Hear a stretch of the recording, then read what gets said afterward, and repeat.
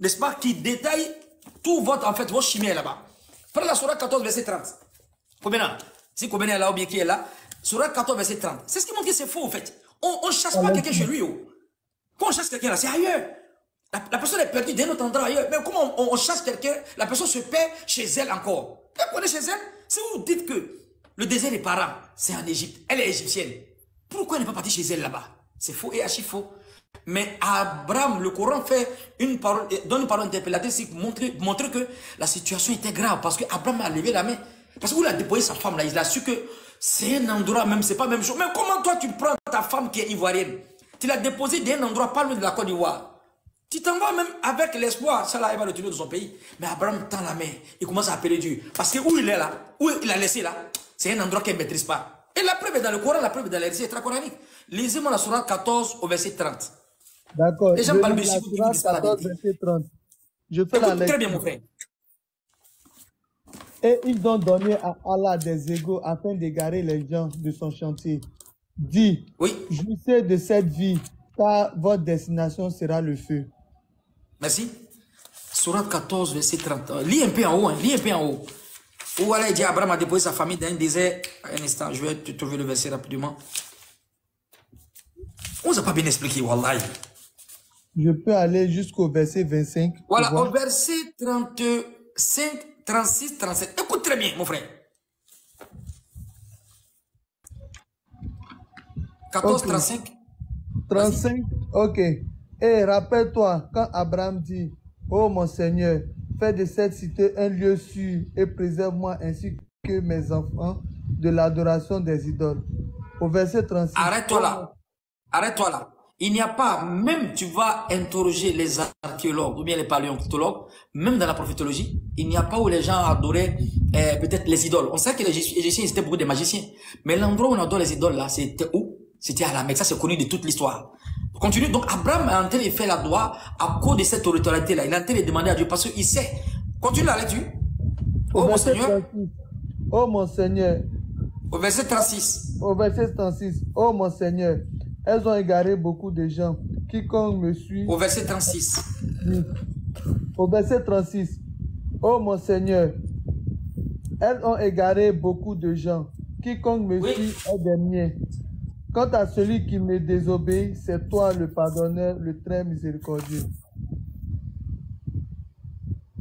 Ok.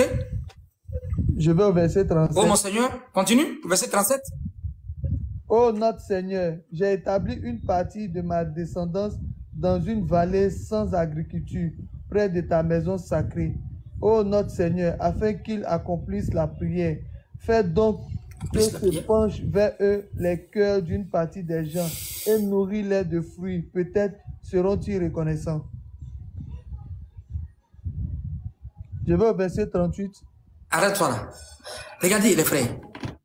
Non, c'est bon, c'est bon. Abraham a fait 3 évocations.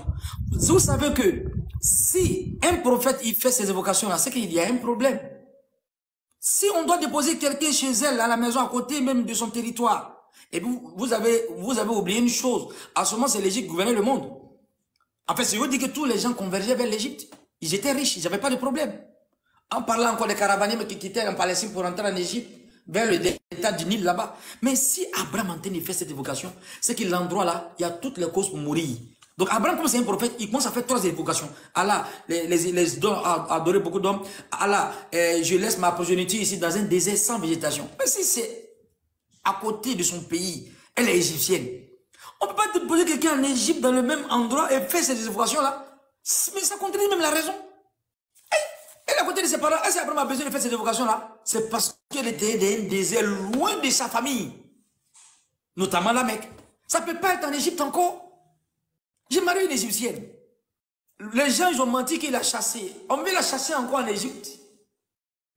À côté de l'Égypte, en disant que le désert des parents c'est en Égypte. Il y a moins les gens se contredisent même.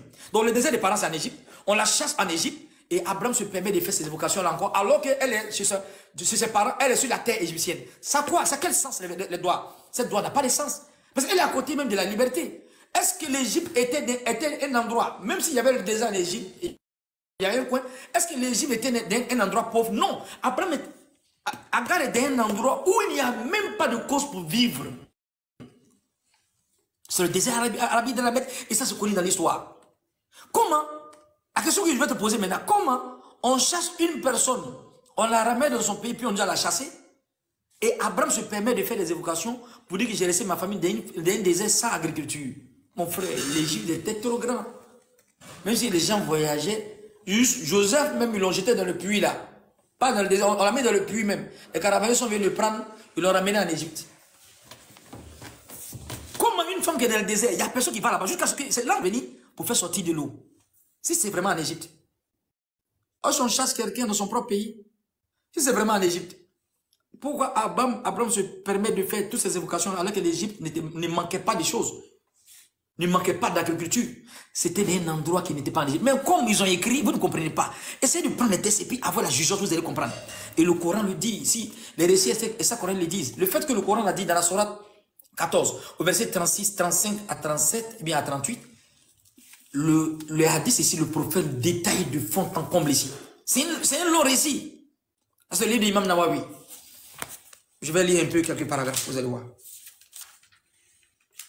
Maintenant, l'explication maintenant du verset là, c'est-à-dire la doigt que Abraham a fait, c'était lié à quelque chose. Il y a les détails maintenant, le prophète nous donne ici dans les hadiths.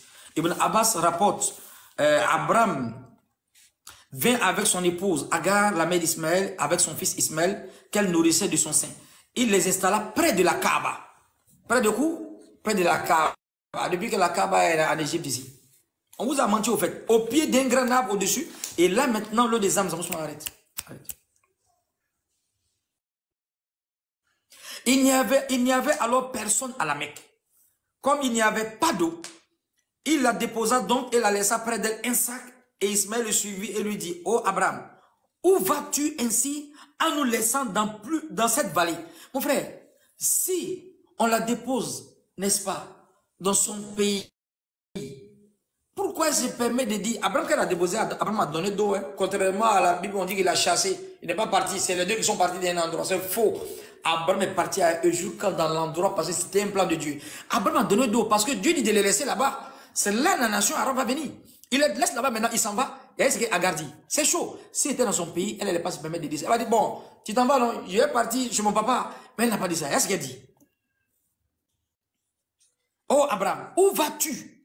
Ainsi, en nous laissant dans une vallée où il n'y a pas d'âme qui vive rien d'autre. C'est en Égypte, ça? Ça, c'est en Égypte.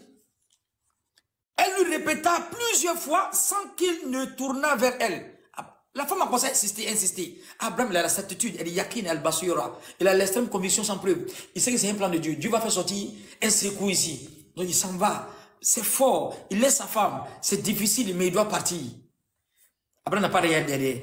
Pourquoi Agar se permet de répéter ça beaucoup de fois? S'il était en Égypte, mon frère. Mais ça n'a aucun sens. Elle continue en disant, comme Abraham n'a pas rien derrière, est-ce que son mari là c'est un prophète? C'est pas n'importe qui. Il fait pas les choses comme ça. Est-ce qu'il va dire après? La mère d'Ismaël répétait plusieurs fois cette formule, sans que Abraham ne tourne la tête vers elle. Elle dit finalement, elle se dit, est-ce Dieu qui t'ordonne d'agir ainsi? Abraham a fait comme ça. Ça, il a dit oui. Qu'est-ce qu'elle dit? Dans ce cas, Dieu ne nous abandonnera pas à nous-mêmes. Et elle retourna à sa place. Si c'était en Égypte, elle n'allait pas retourner dans son pays. Ça montre que là, c'était chaud. Ça peut pas être dans le même endroit. On chasse quelqu'un dans son pays maintenant. On dit qu'on chassé les Ivoiriens en Côte d'Ivoire. C'est chez les chrétiens, on peut comprendre ça. Je continue le récit. Une fois arrivé au sentier de la montagne, El Hajoum, d'où ne pouvait pas voir, il tourna son visage vers la Kaaba et adressa à Dieu cette prière. Ah, donc ici, il y a l'exégèse. Donc le tafsir maintenant de Ibn Abbas dit quoi? Ici, n'est-ce pas?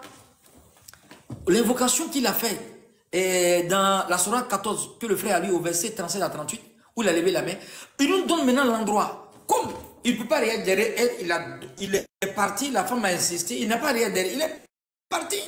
Où il est arrivé loin, derrière une montagne, il regarde sa famille, il aime, il regarde sa femme maintenant, c'est là qu'il va faire l'évocation. Voilà, où ça y est.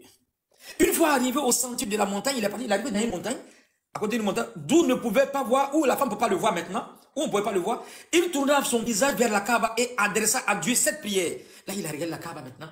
Où il est loin de sa famille. Sa femme, il a laissé, c'est fort. Il se met derrière une montagne maintenant. Il regarde la Kaaba.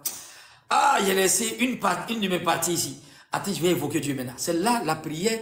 Et fait sortir maintenant. Dieu fait sortir la prière dans la Sourate 14, verset 35 à 37. Qu'est-ce qu'il va dire ici? Notre Seigneur, comme dans le Coran, j'ai installé une partie de ma progéniture auprès de ta maison sacrée. Notre Seigneur, afin qu'ils pratiquent correctement la prière, le même verset, faites donc que des cœurs d'entre les humains penchent vers eux et donnent-leur le lot de fruits. Pourquoi il dit de leur donner fruits? Il n'y a pas d'endroit pour y manger là-bas. C'est un désert sans végétation. Il dit peut-être remercieront-ils. Donc ici, il a fait une invocation. Dieu n'a qu'à faire sortir un des gens. Il faut faire sortir des gens qui vont les aimer. Et la preuve, c'était quoi? Après l'évocation d'Abraham, il y a des gens qui passaient après, quelques mois après, ils ont passé. Ils ont vu une femme qui est à côté de l'eau avec un enfant. Ils se sont installés là-bas. C'est là maintenant, l'Arabie a commencé un peu. Par l'évocation du prophète Abraham. Si c'était... Et puis pourquoi c'est faux encore? L'Égypte était déjà inondée de personnes. L'Égypte ne manquait pas de personnes. S'il a fait cette évocation, dans cet endroit, il n'y a personne. Et c'est là la nation arabe a commencé. Est-ce que la nation arabe a commencé en Égypte ici? Non. Les gens, ils n'ont pas été sincères, ils ont délocalisé toujours pour écarter du prophète sallallahu alayhi wa sallam, esquiver la vérité, écarter du prophète sallallahu alayhi wa sallam de la course vers l'apostolat. Donc la mère d'Ismaël s'est mise à allaiter son fils et à boire de cette eau jusqu'à ce que l'autre se vida et que son petit a eu soif. Abraham a laissé un peu une goutte d'eau avec un peu de nourriture. La nourriture est finie, l'eau est finie maintenant. Elle a donné à tête jusqu'à l'enfant a faim. Voici maintenant l'eau des âmes va sortir. Elle le regardait tandis que se tordait de douleur. C'est la femme. Elle s'éloigna pour ne pas le voir dans cet état. Elle le trouva. Elle alors trouvait à Safa. C'est-à-dire elle est partie vers une montagne qu'on appelle As-Safa. Cette montagne est là aujourd'hui à la Mecque. La montagne de Safa là, c'est en Égypte là-bas. La montagne de Safa là, c'est en Égypte. Elle alla trouver la montagne de Safa, le plus proche monticule de cette terre. Elle monta à son sommet et se mit à scruter la vallée. Elle a commencé à regarder, elle cherche l'aide. Elle a laissé son enfant dans la soif là-bas. Après, elle descendit encore elle descendit le monticule. Lorsqu'elle arriva encore à une autre vallée, elle révéla un peu sa tunique et marcha en s'empressant. Elle a commencé à marcher vite. C'est ça les gens font au pèlerinage là, où les gens courent de Safa là. C'est là-bas. Elle scruta la vallée dans l'espoir de voir quelqu'un, mais ne vit personne. Donc elle est partie ici, à la montagne de Safa.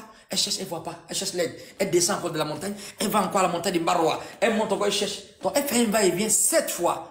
C'est devenu aujourd'hui un rite au pèlerinage. Oh, elle est partie là. Lorsqu'elle arriva à la vallée, elle releva un peu la tunique et marchant s'empressant comme celui qui ploie sous une loulage. Une fois arrivée à l'autre bord de la vallée, elle se trouva vers la monticule de El Marwa. Elle est partie à Safa, première montagne, après El Marwa. Donc, deux endroits différents, mais dans la même territorialité. Au sommet duquel elle monta encore dans la deuxième montagne, elle scruta, elle a regardé encore, elle n'a pas vu personne. Elle n'a pas vu quelqu'un plutôt. Elle cherchait l'espoir de voir quelqu'un, mais ne vit personne. Elle fit 7 fois de suite le même trajet. Ibn Abbas rapporte, le prophète dit, c'est pourquoi les pèlerins font 7 fois de suite le parcours entre les deux monticules. Je continue. Une fois parvenue au sommet de Marwa, elle est partie à Safa, à Marwa, elle a entendu une voix. Quelle voix? Elle se dit en elle-même, tais-toi. C'est-à-dire, elle est surprise. Elle m'a dit, tais-toi. C'est pas là, en elle-même, tais-toi.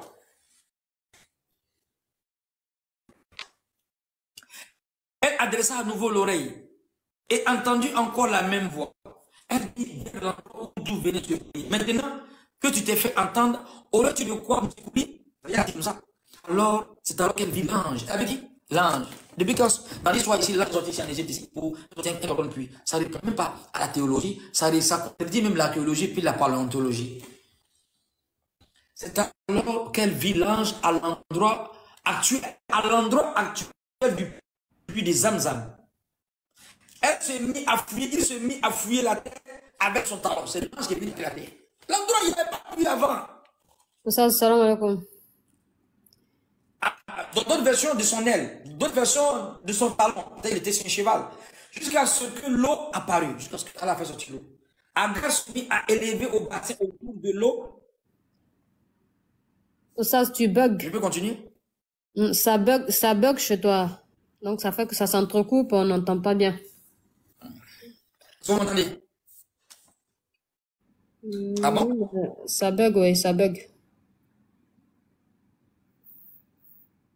Ok.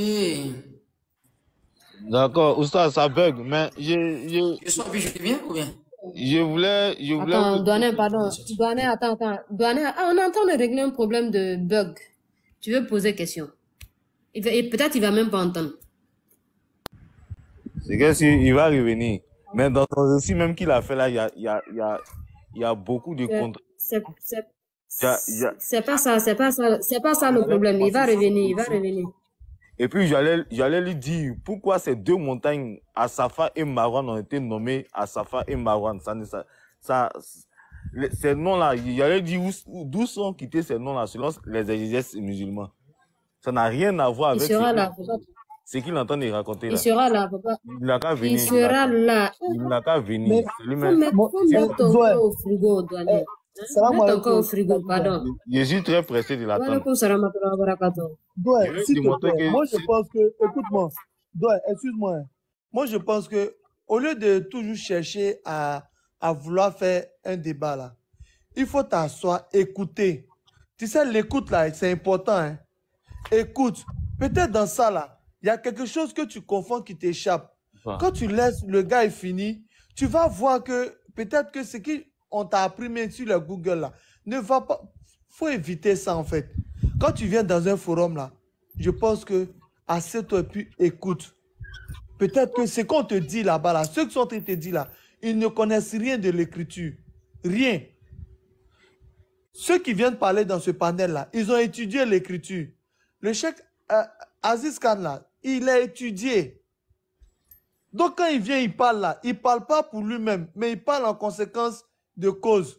Et c'est ça. S'il te plaît, je veux que tu cherches au moins à comprendre. Il faut laisser question là, cherche à comprendre. Quand tu vas finir de comprendre là, j'ai déjà pose des compris. questions pour comprendre. Il ne faut pas te poser des questions pour chercher, parce que tu prêches le faux pour avoir le vrai. J'ai déjà compris, mon frère. C'est comme ça que tu fais. Hein, s'il te plaît, le cheikh Aziz Khan est là, laissons terminer. Merci beaucoup. Barakallahu fi. Très bien, où on était même? On était où? Quoi les chrétiens, un peu moi. Moi, Elle a fait la navette entre la montagne à Safa et Marwan. Merci mon frère. Il parlait de Safa Marwa. Oui, très bien, Safa Marwa, un instant. Donc la femme maintenant, qu'est-ce que le verset dit, le hadith dit ici? Il se mit à fouiller la terre avec son talon jusqu'à ce que l'eau apparut. Agar se mit à élever un bassin autour de l'eau en faisant ainsi avec sa main. Puis elle remplit son outre et l'eau jaillissait en bouillonnant au fur et à mesure. Puis elle remplit. Et Ibn Abbas dit, le prophète dit, alayhi salam, que Dieu fasse miséricorde à la mère d'Ismaïl. Si elle n'avait pas pris de l'eau avec ses mains, si elle n'avait pas dit Zamzam, ça veut dire rassemble-toi, rassemble-toi, Zamzam serait maintenant une source d'eau coulant à la surface de la terre. Mais quand elle a dit Zamzam, l'eau est partie, l'eau a tourné, donc c'est resté dans le même endroit. L'ange lui dit, toujours l'ange Gabriel, ne craignez pas d'être abandonné à vous-même. Il y a à cet endroit une maison que restaurera cet enfant avec son père. Qui va restaurer cet endroit? Ismaël avec son père. Raison pour laquelle Abraham revient encore dans le même endroit parce que l'ange Gabriel a déjà annoncé ça. Il ne faut pas t'inquiéter. Regarde, tu es en train de voir l'endroit, c'est bizarre là. Cette maison-là, l'enfant là, il va grandir. Son père et puis lui, ils vont restaurer cette maison. C'est encore en Égypte, encore toujours. Eh Dieu. Ne craignez pas d'être abandonné à vous-même. Il y a à cet endroit une maison que restaurera cet enfant avec son père. Dieu n'abandonne jamais les siens. C'est là que Gabriel a de parler. Il y avait là effectivement les restes d'un temple maison s'élevant sur le sol comme une colline. Les torrents descendaient vers lui, mais passaient à sa droite et à sa gauche. Puis pendant qu'elle vivait ainsi, voilà que passa un troupe de la tribu de Jurhum. Aux membres d'une famille de Jurhum venant d'une route de montagne, il descendit à l'endroit le plus bas de la Mecque. Ils virent alors un oiseau volant autour d'un point. Il dit, cet oiseau ne tourne ainsi qu'autour d'un point d'eau. Or, nous ne nous souvenons pas dans cette vallée. Il y avait une eau quelconque. Il envoyait un coureur ou deux pour s'enquérir de la chose. Les voilà devant l'eau. Ils retournaient vers les siens, vers les leurs, en les informant, tandis que la mère d'Ismaël se tenait près de l'eau. Il leur dit, nous autorises-tu à nous installer près de toi? L'évocation du prophète Abraham. Allah met son amour dans le cœur des gens. Voici l'évocation maintenant qui est en train de se réaliser ici. Les gens sont arrivés, ils ont vu une femme à côté de l'eau. Ah, il dit, mais est-ce qu'on peut rester à côté de toi? Ils ont aimé la femme en même temps, aimé l'enfant, ils sont restés. Voici comment la tribu arabe est en train de commencer. Je continue la lecture.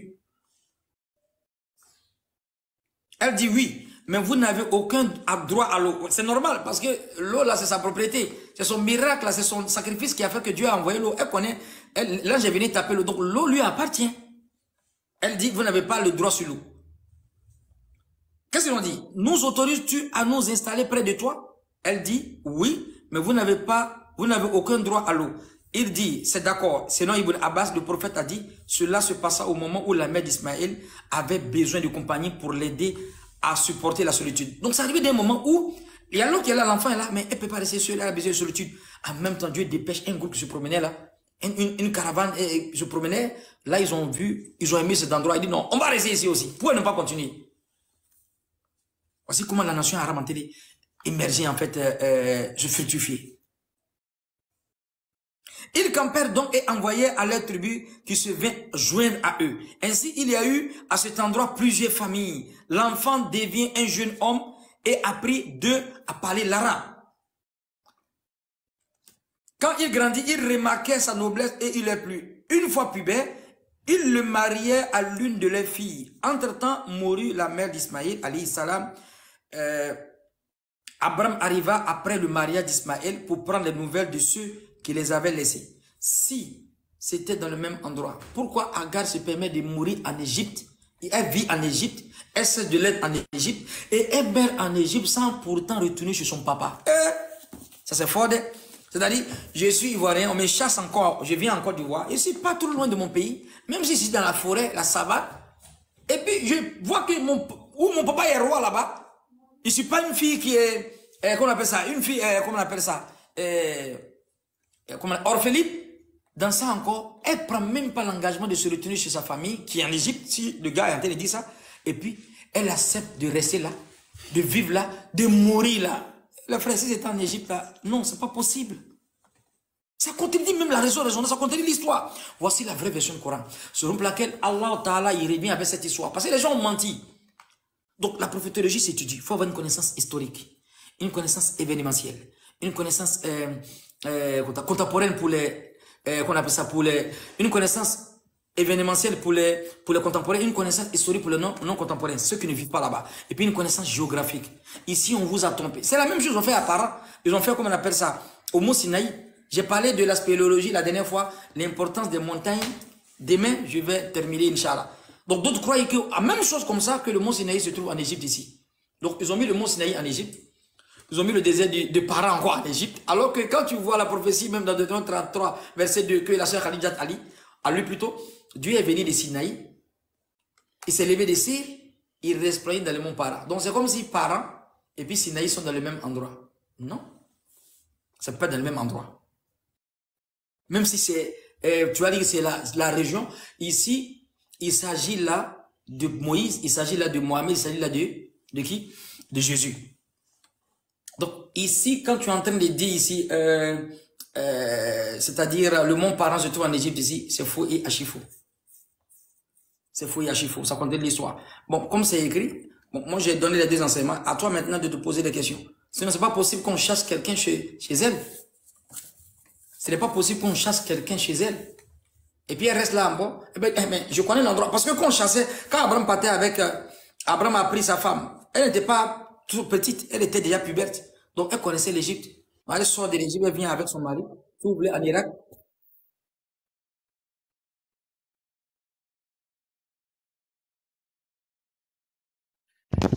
Assalamu alaikum wa rahmatullahi wa barakatuh à tout le monde. Bachili, tu peux te muter s'il te plaît parce qu'on n'entend plus l'enseignement, s'il te plaît. Wa alaykum salam wa rahmatullah. Tu peux te muter, s'il te plaît? Te muter. On va finir et puis vous allez poser la question. Est-ce que vous voyez? Donc aussi souvent, il y a le débat, Merci. le fait donné, essayez de regarder les deux enseignements. On ne chasse pas quelqu'un chez elle. Mais si on la dépose, même c'est Dieu merci, elle a la liberté. Mais pourquoi Abraham la dépose en Égypte? Et il se cache encore derrière la montagne, tellement c'est chaud, il sait que, où il a laissé sa femme. Mais toi-même, tu maries quelqu'un, on te donne même. Quand il a sa femme dans un endroit, toi-même, tu es choqué, parce que c'est une des parties qui est là-bas. Abraham, bien qu'il est prophète, arrivé dans l'endroit, il regarde, ma famille est restée, j'ai mon fils, mon bébé que j'aime là, mon premier fils. Il va faire la droite. Il pourrait dire non, ils sont à côté de l'Égypte, et puis si c'est chaud, et puis aller chez les parents pour aller chez un renfort, c'est fou et archi-fou. On vous a enseigné qu'elle était en Égypte, le parent, mais c'est fou et archi-fou. Ismaël habitait dans le désert des parents, et ça se trouve sur la territorialité de l'Arabie Saoudite, de la Mecque. Ce n'est pas en Égypte. Même le mont Sinaï n'est pas en Égypte.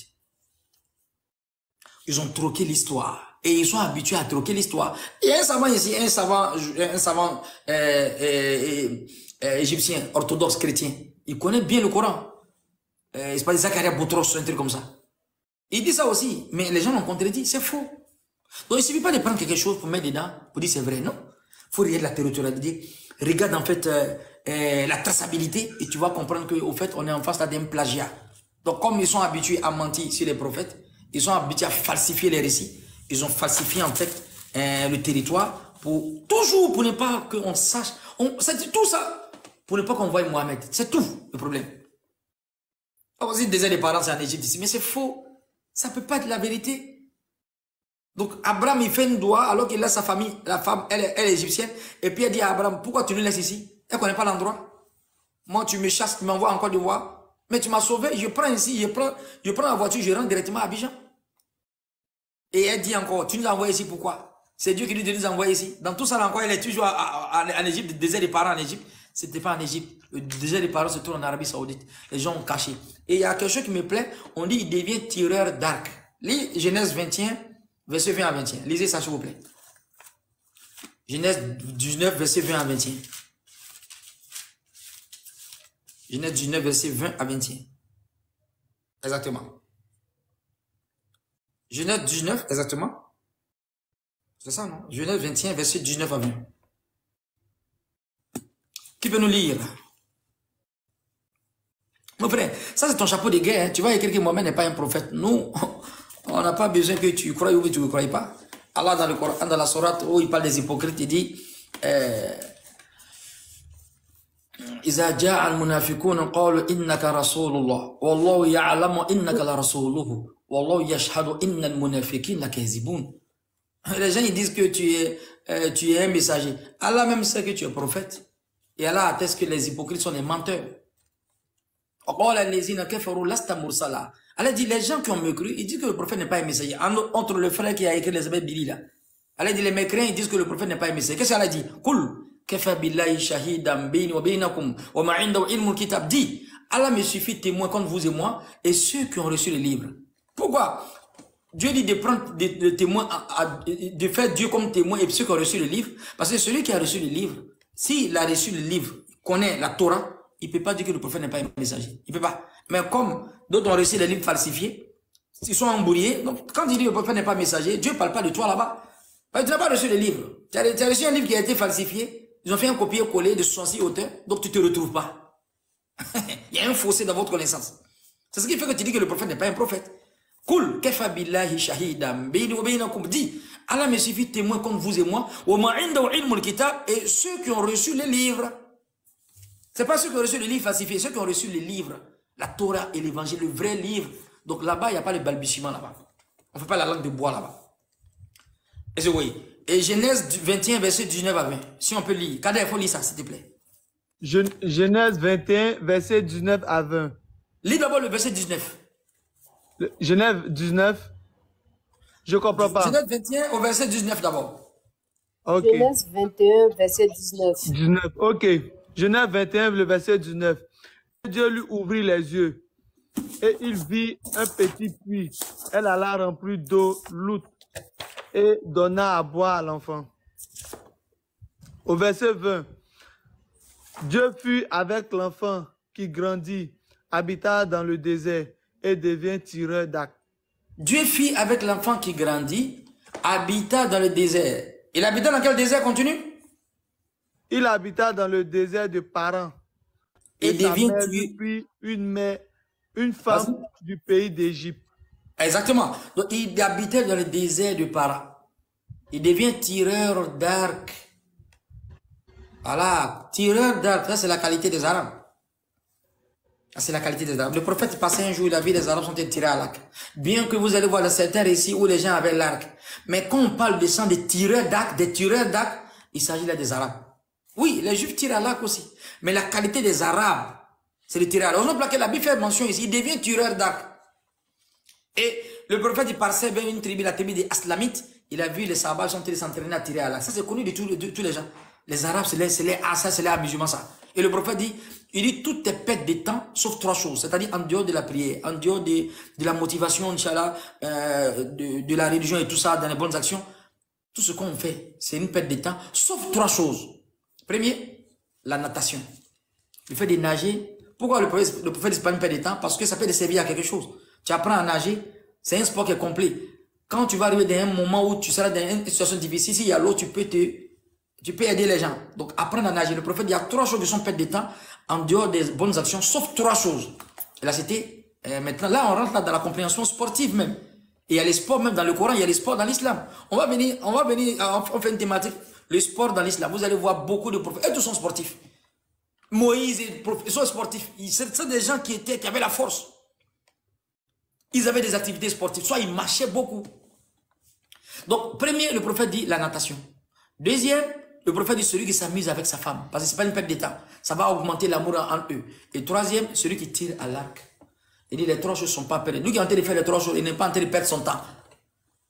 Tirer à l'arc. Donc le prophète a vu une tribu des Aslamites, ils sont en train de tirer à l'arc. Il dit tirez, ô fils d'Ismaïl. Je cherche les hadiths ici. Votre père Ismaïl était un vrai tireur. Genèse 21, verset 20 à 21. Il était tireur d'arc. Pourquoi la Bible fait mention des tireurs d'arc? Et ça, c'est reconnu des Arabes. S'il y a des questions, je vais répondre, mais je vais chercher d'abord le hadith, où le prophète parle de tirer à l'arc, parlant des enfants d'Ismaël, notamment les Arabes. D'accord. Oustaz, moi, je peux intervenir? Tu vas intervenir, tu vas poser les questions, tu vas intervenir. Ça fait 2 choses. Tu vas poser des questions, tu vas intervenir. Parce qu'il faut que tu contrebalances ce que j'ai dit. Il ne faut pas dire une autre chose là-bas, tu ne vas pas contrebalancer. Voilà. Parce qu'il y a beaucoup de choses qui ont été dites. Ça me paraît très bizarre. Oui. Voilà pourquoi je voulais les soumettre à la lumière des Écritures. Vas-y. Ok. D'abord, merci pour tout ce live que vous avez fait. Merci. En tout cas, j'ai écouté. Mais il y a beaucoup de choses qui m'ont paru un peu, qui m'ont laissé sur ma faim. Entre autres, l'histoire que vous avez racontée selon les livres des exégèses, j'ai l'impression que la distance où Abraham était et où il allait déposer Sarah à la Mecque, c'est comme Jesco et Sipores.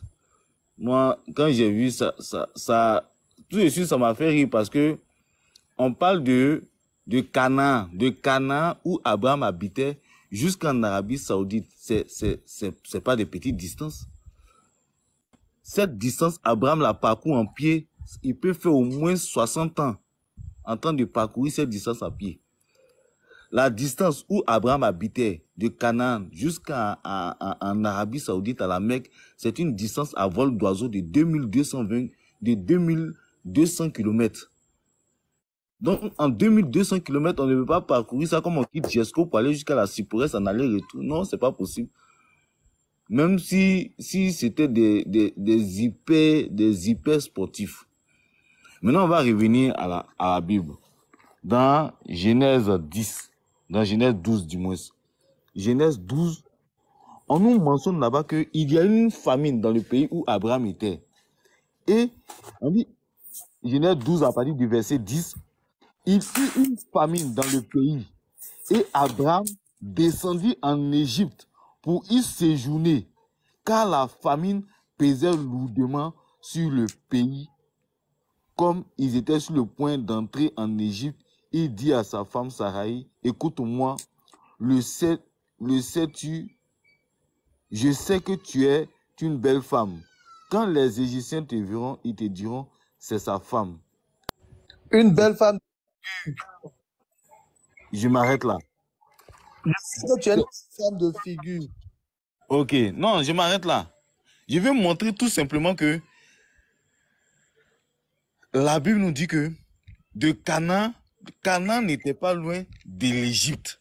Alors, Abraham pouvait faire ce déplacement de Canaan jusqu'en Égypte. Il pouvait faire ce déplacement de Canaan jusqu'en Égypte. Ensuite, quand on arrive à partir de Genèse 16, à la naissance de comment on appelle ça, Ismaël, naissance d'Ismaël, on va partir à Genèse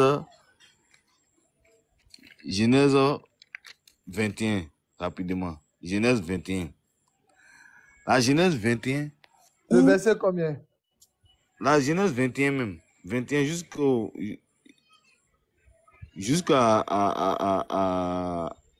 verset 21. Ici encore, Sarah demande à Abraham de chasser la servante. Et Abraham a voulu s'opposer, mais Dieu lui a dit, faut écouter ta femme. Faut faire ce que ta femme t'a demandé. Alors, Abraham a fait son petit baluchon et il a remis à Saraï et à Agar. Et il a pris l'enfant, il a mis sur l'épaule de Agar et il les a répudiés. C'est quand elle est allée, elle s'est retrouvée dans le désert de Beersheba. Là-bas, l'eau qu'on lui avait donnée était finie. Et c'est Dieu lui-même qui est venu lui montrer un puits et elle s'est abreuvée.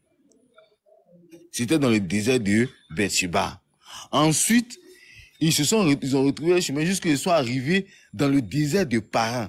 Le désert de Paran qui est à la limite de l'Égypte. C'est dans ce désert-là que Ismaël a appris à tirer l'arc parce que les Égyptiens étaient des grands tireurs d'arc. C'est là-bas les Égyptiens l'ont formé à apprendre à tirer à l'arc.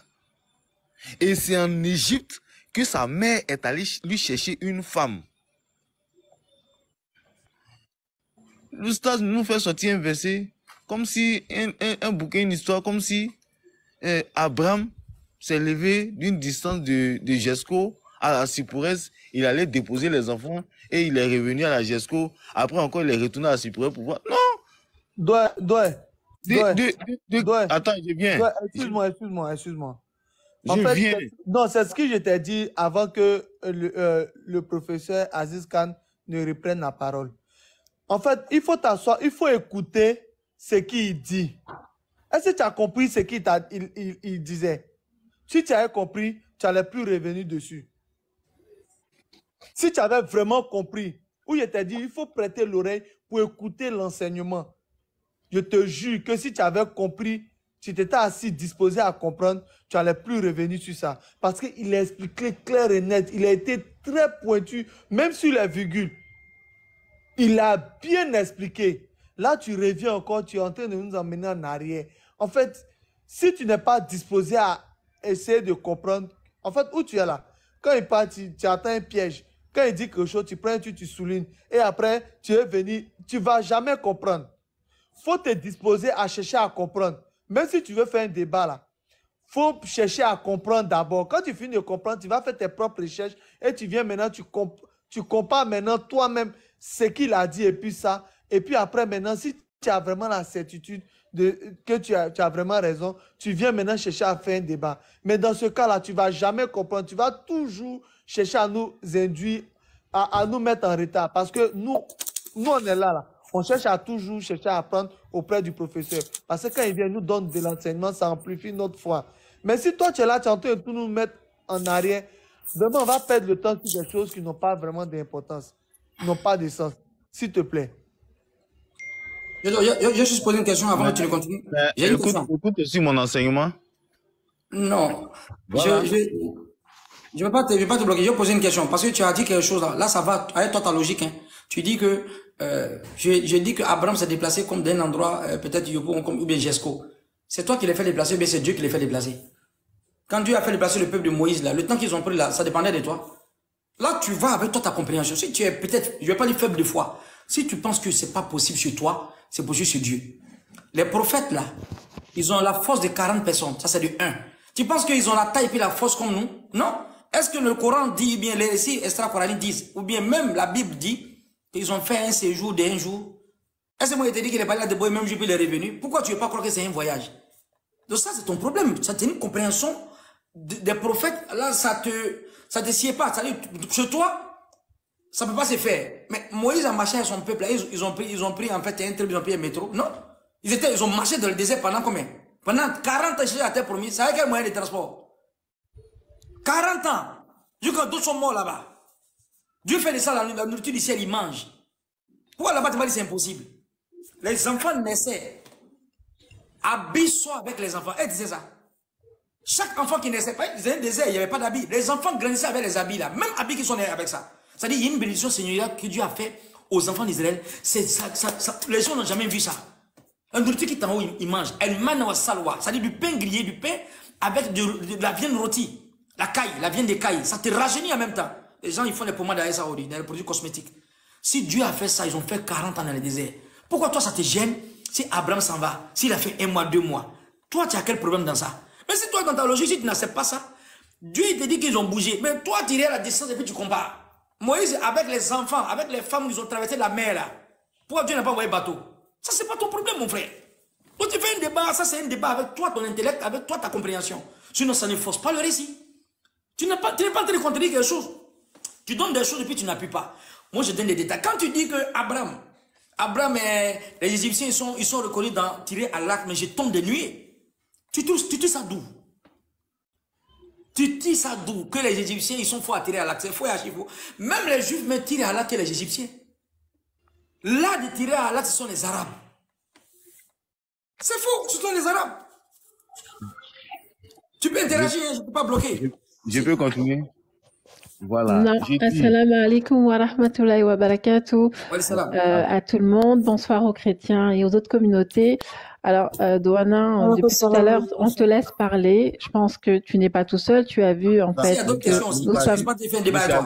nous sommes... Attends. C'est moi qui modère, donc il faut te calmer. Merci. Donc, tu n'es pas tout seul. Donc, monsieur... Donc, Oustaz Aziz Khan va continuer avec l'enseignement. Tu auras la possibilité de poser tes questions, mais tu ne vas pas l'interrompre chaque 5 minutes. Parce que sinon, nous qui sommes là, alors les gens qui sont à l'étage, j'appelle ça l'étage, et ceux qui sont dans les commentaires, voilà, sont aussi là pour comprendre, entendre, comprendre, prendre des notes. Donc, si toi, à tout va, tu poses des questions, c'est comme si c'était... Attends, oui, mais attends. À moins qu'il me dise, pas que toi. Tu n'interviens plus et puis bon, je ne t'ai pas dit de ne pas intervenir. Écoute mes propos. Tu sais, il faut écouter lorsqu'on te parle. Hein. Je t'ai dit que tu auras la possibilité de poser des questions, mais pour le moment, Oustaz Aziz Khan va continuer l'enseignement, car tu n'es pas en train de faire un échange uniquement avec Oustaz Aziz Khan. Il y a d'autres personnes. Nous sommes 222. D'accord? Donc, si il n'y a que Douana, Jojo qui pose ces questions et le reste, tu penses aux autres? Non. Donc, c'est pour ça que je t'ai dit que tu poseras tes questions tout à l'heure, quand je te donnerai l'occasion de parler. Tu auras l'occasion. Donc, note tes interrogations et Oustaz Aziz Khan, dans tous les cas, te répondra avec l'aide d'Allah, Inch'Allah. Donc, voilà. C'est juste que tu n'es pas tout seul. C'est tout. Donc, il faut penser aux autres. C'est tout simplement exactement. Ça. L'esprit d'équipe. C'est lui-même qui m'a dit d'intervenir. Je n'ai pas dit le contraire et on n'a pas dit que tu n'allais pas poser tes questions. Jojo, tu attends un peu. Le jour de l'interaction, on va devenir. Voilà, il n'y a pas de souci. Tu vas poser des questions, mais pour le moment, on va continuer. C'est tout ce que j'ai dit. Je pense que j'ai parlé français, en fait, ou je sais pas, tu veux que je te parle en quelle langue? Si, Je ne t'ai pas dit que tu n'aurais pas la possibilité de parler, je t'ai juste dit on va continuer dans l'enseignement.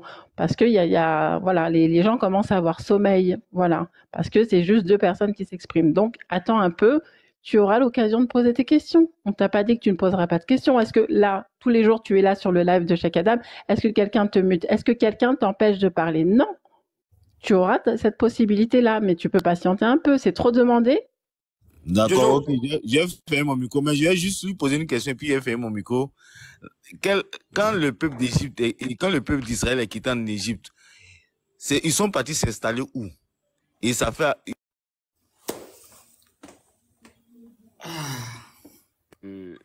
L'Oustaz, ils sont partis s'installer où?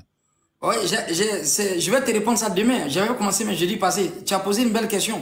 Mais en posant la question, je vais attendre les autres questions aussi. Tu n'as pas répondu à ma question. Est-ce qu'on peut chasser quelqu'un chez elle? Tu n'as pas répondu à ça. En fait, moi, je conçois ce que tu dis. Tu ne crois pas.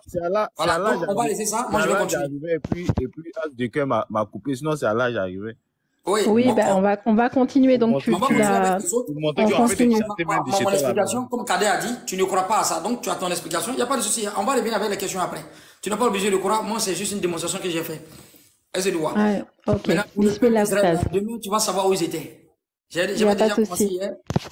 Tu auras tes réponses, Douane, t'inquiète pas. Alors, on va écouter Oustaz. Bismillah. C'est ce que je dis là. Donc, s'il y a d'autres questions avec d'autres frères, 2 à 3 à 4 personnes, et puis après, on va revenir sur le frère douanier s'il y a des questions. Pour ne pas que ça soit un nous deux, quoi. Mes frères, sœurs bien-aimés en islam, est-ce que vous avez des questions? Une question. J'ai une question. Ma question, c'est de savoir, vous avez dit... Attends. Khadija, tu as une question? Même pas. Moi, j'ai pas de question. Le culot, l'insolence. Bref, ma chérie Khadija, est-ce que tu as des questions? Enfin, une question à poser. Non. J'ai pas de question. Ok. J'ai une suggestion. Alors, en fait, après... Excusez-moi. Après... Oui, coach Kader. Ok, vas-y. Oui. Le professeur Aziz Khan, moi en fait, aujourd'hui le débat que Douanier était en train de faire, ce matin j'étais dans un panel avec un pasteur et c'est le même débat. On a essayé de les faire comprendre par 1001 raisons, ils n'ont jamais voulu. Bon, moi je rentre pas dans tout ça. Et ils sont toujours en train de parler de Aïcha, Radialana, que le prophète l'a mariée à l'âge de 6 ans et ils ont eu un enfant à l'âge de 9 ans. En fait, moi, j'aimerais que vous m'éclaircissiez sur cette antenne-là. Aïcha et Rebecca, c'est tout. Mais après ça, c'est pas forcément aujourd'hui.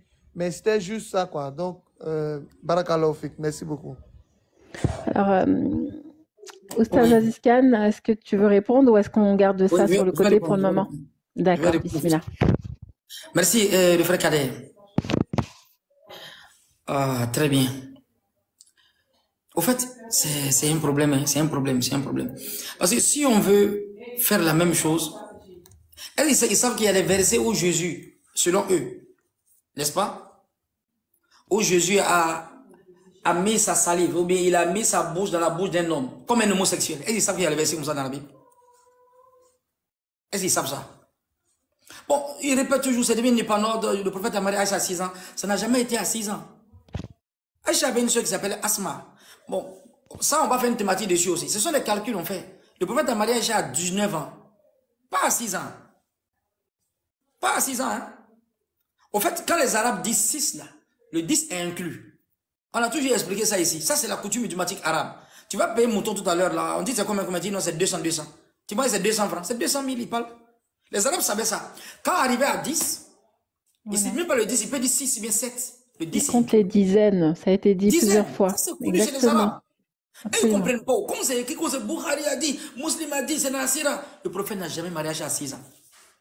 Ils comprennent, ils font semblant. Quand ils voient les cas d'inceste où l'autre a couché avec sa fille, on va revenir dessus.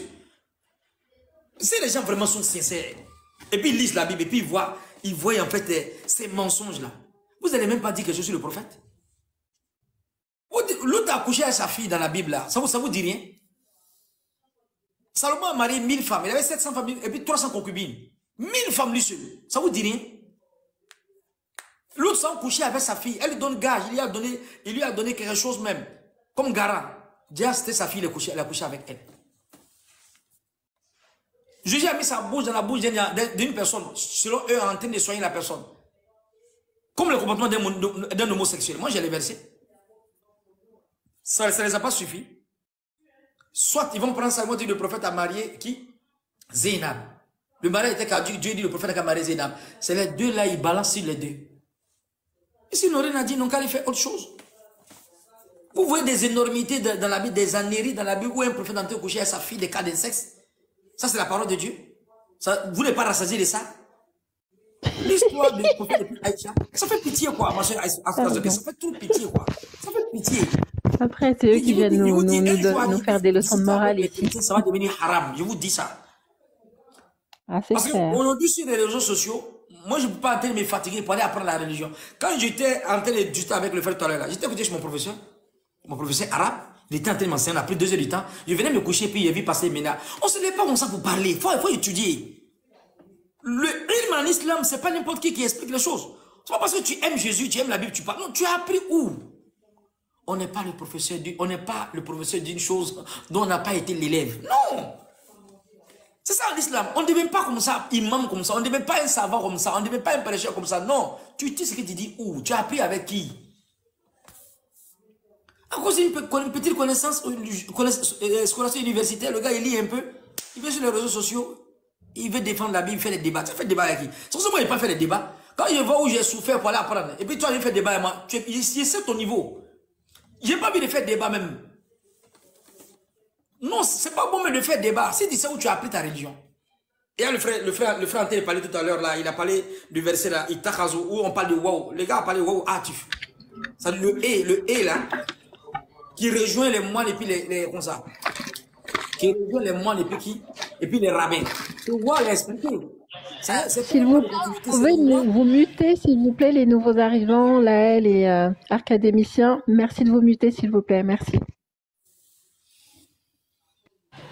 Est-ce que vous voyez? Donc, c'est pour ça que je préfère aller à les enseignements. Si on rentre dans la grammaire, elle nahu, et puis elle sort la conjugaison arabe. Les choses dans le Coran, c'est trop. La connaissance, c'est trop. Il y a les choses que Dieu dit. Dieu dit dans le Coran, ils ont mécu à Noé ainsi qu'à tous les prophètes. Comment le peuple de Noé, qui a reçu seulement Noé, Dieu dit, ils ont mécru à Noé et ainsi qu'à tous les messagers. Pourquoi Dieu dit ça? Comment on explique ça? On dit, mais Allah, Noé, il a reçu, le peuple de Noé, ils ont reçu un seul prophète, notamment Noé. Pourquoi Dieu se permet de dire qu'ils ont mécru à Noé et à tous les messagers? Est-ce que les messagers sont venus aussi là-bas? Non. Pourquoi Dieu met les messagers là? Les peuples là, Noé seulement, ils ont refusé. Dieu dit, ils ont mécu à Noé ainsi qu'à tous les prophètes. Pourquoi Dieu met les prophètes dedans? C'est-à-dire, le fait de trahir, le fait de mentir, le fait de tuer, ou bien, comment on appelle ça? Combattre un prophète, indirectement, tu es en train de combattre tous les prophètes. C'est pour ça que le prophète le dit. Il dit, celui qui va tuer quelqu'un injustement, il est comme une personne qui a quoi? Il est comparable à qui? Abel, à Caïn qui a tué Abel. Mais est-ce que la personne qui a tué la personne innocemment, est-ce qu'il a tué Caïn? Il a tué Abel? Il n'a pas tué Abel.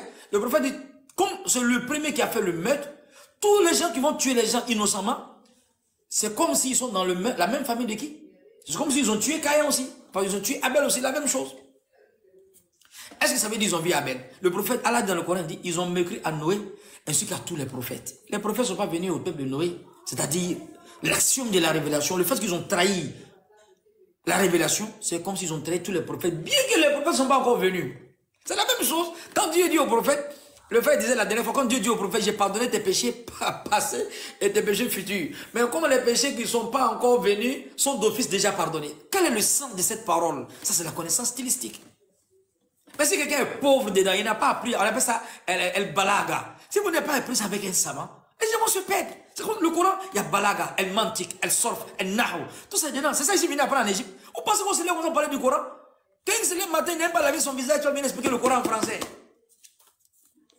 Tu t'es bien réveillé. La Bible ne pas fini de connaître la Bible. C'est le Coran. Le Coran est rempli de balaga, elle surf, elle nahu. Tout ça est dans le Coran. Dieu dit au prophète, j'ai pardonné tes péchés passés puis futurs. D'abord, le prophète n'a pas fait de péché. Mais le passé futur, ça veut dire quoi? Comment quelqu'un d'abord, le péché passé, il n'a pas fait? Présent n'a pas fait le péché. Futur encore, les péchés ne sont pas revenus encore, Dieu dit déjà pardonné. Quel est le sens? Et Dieu dit au prophète, demande pardon pour tes péchés. Non, non, non, ce n'est pas ici le pardon. Demander pardon ici, la istighfar. Dieu dit au prophète, il faut demander pardon souvent, bien répands-toi. Il ne s'agit pas ici de demander pardon, pourquoi? Comment on appelle ça? Souvent, quand Dieu dit au prophète, demande pardon, la demande de pardon est ici deux choses. Soit on demande pardon pour les péchés, souvent on demande pardon pour les manquements.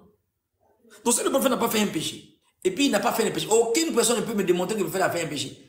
Et Dieu dit, je peux pardonner tes péchés futurs. Comment on pardonne les péchés? Comment ça peut se faire de pardonner les péchés futurs? C'est pour dire que la personne est déjà agréée. Le Coran s'explique comme ça, il y a beaucoup de paroles comme ça dans le Coran. Donc là, tu vas lire en français. D'abord, l'essai de traduction. Il dit que les moines et puis les rabbins, ainsi que ils ont pris des dieux en dehors de Dieu, ainsi que Jésus, fils de Marie. Donc, Allah et Jésus, c'est la même chose. En même temps, on le ramène dans Matthieu 13, verset 32, où Jésus il dit que Dieu est unique. En même temps, on le ramène dans la Sourate 5, au verset 112, où Jésus dit adorez Allah, mon Seigneur et votre Seigneur. Aucun chrétien ne peut penser que le Coran va faire l'apologie même de Jésus en disant de l'adorer. Non. Ils n'ont pas compris le Coran, comme ils ne comprennent pas la Bible.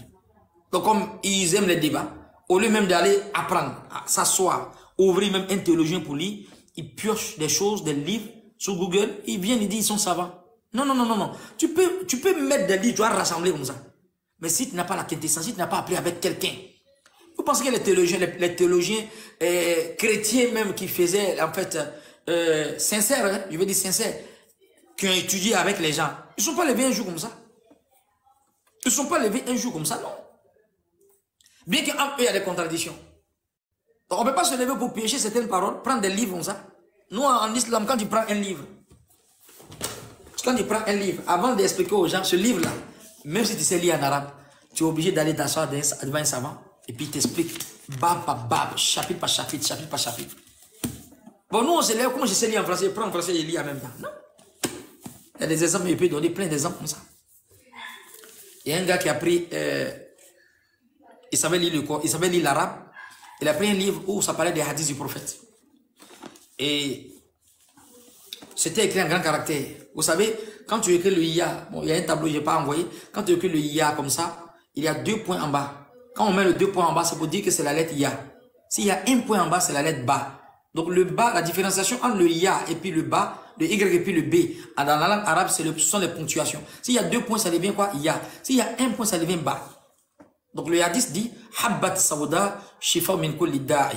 Le hadith, le prophète dit, il y a une graine noire. Le prophète dit, c'est une graine qui est la cause pour guérir beaucoup de maladies. C'est un hadith du prophète. Vous pouvez voir ça dans le livre de, comment il s'appelle, Ibn Qayyim al-Jawzi, Tub al-Nabawi, la médecine prophétique. Ce hadith là-dedans. Donc, le hadith est cité Habbat Sawda. Donc, le bas, c'est comme un demi-cercle, puis il y a un point. Donc, Habbat signifie la graine. Donc, quand tu écris un point, ça fait le B. Maintenant, lui, il est parti voir un autre point en bas. Au fait, s'il y avait un insecte qui avait, je ne vais pas les déféquer à côté, donc ça faisait 2 points au lieu de 1 point. Bon, le hadith, il n'a pas mémorisé les hadiths.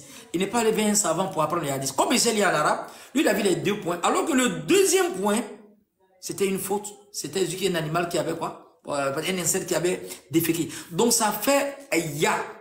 Au lieu de B, au lieu d'un point, ça fait 2 points. Donc, au lieu d'avoir le bas, on a eu le ya. Alors, quand tu dis Habbat Sawda, c'est la graine. Mais quand tu transformes le B en ya, tu dis Hayat Sawda, ça veut dire serpent. Donc, au lieu de Habbat Sawda, la graine noire, lui, il a entendu le hadith, le serpent noir. Que le prophète dit le serpent noir, c'est une guérison pour toutes les maladies. Et il est parti boire poison du serpent, il est mort. Qu'est-ce qu'il a tué? C'est son ignorance qui l'a tué. Parce qu'il n'est pas allé à côté d'un savant. Donc, ce n'est pas le fait que tu sais lire d'abord en arabe. Non. Tu as appris ça, tu es parti. La science est un héritage. Le prophète dit Al-Ulama warasatul anbiya. Les savants sont les héritiers des prophètes. C'est-à-dire, ils héritent de la connaissance. Quand on parle d'héritage, c'est quelqu'un qui te donne. En dehors de certaines recherches, la base de ta connaissance, tu l'as appris avec qui? En islam, on apprend. Tout ce que je dis, je n'ai pas payé, c'est avec qui j'ai appris. Est-ce que vous voyez? Donc, quand tu n'as pas appris comme ça, tu penses que tu sais lire, tu te lèves matin comme ça, tu lis quelque chose, notamment la Bible, et tu parachutes maintenant sur le Coran. que le Coran dit comme ça, c'est ça, c'est ça. Et le Coran était révélé en français. Les musulmans sont comme les juifs. Quand vous fautez sur un passage, on te ramène quoi? Dans les textes originaux. Et la critique littéraire dit que toute tradition est trahison de l'original. Je pense que c'est Proverbe 13-12, si on t'a oublié. On parle des juifs débérés qui vérifient les écritures. Les écritures, ce n'était pas en français, c'était dans leur langue. Parce que souvent, quand on dit vérifier les écritures, en français, c'est un essai de traduction. Raison pour laquelle aujourd'hui la Bible est falsifiée. Parce qu'on n'a pas le texte original. Donc du coup, telle Bible ici est contredit telle Bible là-bas. Dans certains versets, le Coran, ce n'est pas comme ça. Le texte original du Coran, le Coran en arabe, tu ne vas pas avoir de contradiction. Mais tu peux voir des extraits de traduction. Il y a ce qu'on appelle un tarjama. Il y a tafsir et puis il y a tahwil. Je pense qu'on va faire une thématique dessus. Tarjama, c'est quoi? Tafsir, c'est quoi? Et puis tahwil, c'est quoi? Tarjama, c'est la traduction. Tafsir, c'est l'explication. Tahwil, c'est l'interprétation. Donc, soit on a la traduction, après on a l'explication sur la traduction, après on a l'interprétation de l'explication et de la traduction. Ça fait 3. Il y a ça en islam. Donc tout le monde, il peut y avoir beaucoup de traductions, c'est normal. Il peut y avoir beaucoup de quoi? D'explications d'un verset. Mais il y a une seule, souvent une seule interprétation. Je vais vous prendre un exemple. Quand il faut lire le verset là. La sourate la sourate le secours. La sourate le secours. Je vais expliquer quelque chose rapidement. La sourate 110. La sourate 110. Lis là-bas.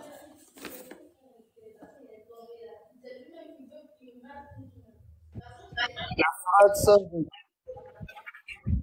110. 110. Au nom d'Allah, le tout miséricordieux, le très miséricordieux.